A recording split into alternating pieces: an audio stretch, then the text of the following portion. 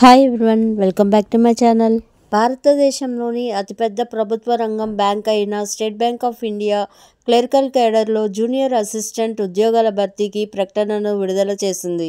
ఈ పోస్టులకు అర్హత కలిగిన అభ్యర్థుల నుంచి అప్లికేషన్లను కోరుతుంది.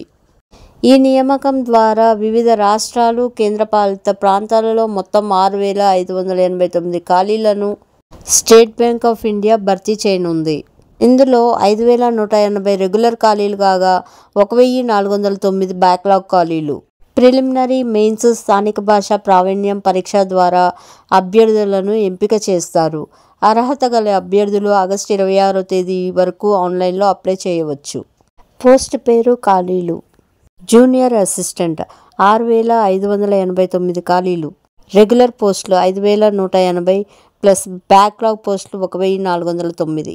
అర్హత: పోస్టులను అనుసరించి సంబంధిత విభాగాలలో ఏదైనా గుర్తింపు పొందిన యూనివర్సిటీ నుంచి డిగ్రీలో ఉత్తీర్ణత సాధించి ఉండాలి. డిగ్రీ చివరి సంవత్సరం సెమిస్టర్ విద్యార్థులు తాత్కాలికంగా అప్లై చేయవచ్చు. కానీ 31/12/2025 నాటికి లేదా అంతకుముందు గ్రాడ్యుయేషన్ పరీక్ష పాస్ అయి ఉండాలి. వయోపరిమితి: 2025 ఏప్రిల్ 1వ తేదీ నాటికి 20 ఏళ్ల నుంచి 28 ఏళ్ల వయసు ఉండాలి.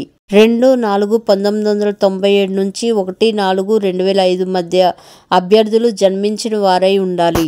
ఓబీసీలకు 3 ఏళ్లు, ఎస్సీ ఎస్టీ అభ్యర్థులకు 5 ఏళ్లు, దివ్యాంగులు 10 నుంచి 15 ఏళ్ల వరకు వయోపరిమితిలో సడలింపు ఉంటుంది.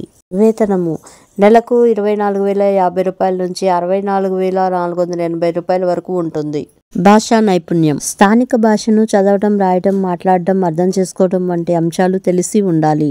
స్థానిక భాషను చదివినట్లు రుజువు చేసే 10, 12వ తరగతి మార్కుల మెమో షీట్ను సమర్పించని అభ్యర్థులు తుది నియామకానికి ముందు స్థానిక భాష పరీక్షలో అర్హత సాధిస్తేనే ఎంపిక అవుతారు.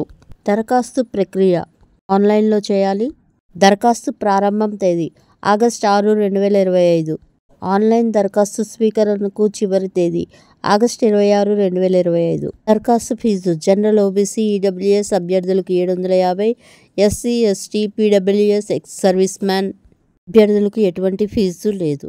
ఎంపిక విధానం: మొదటగా ప్రిలిమినరీ పరీక్ష ఉంటుంది.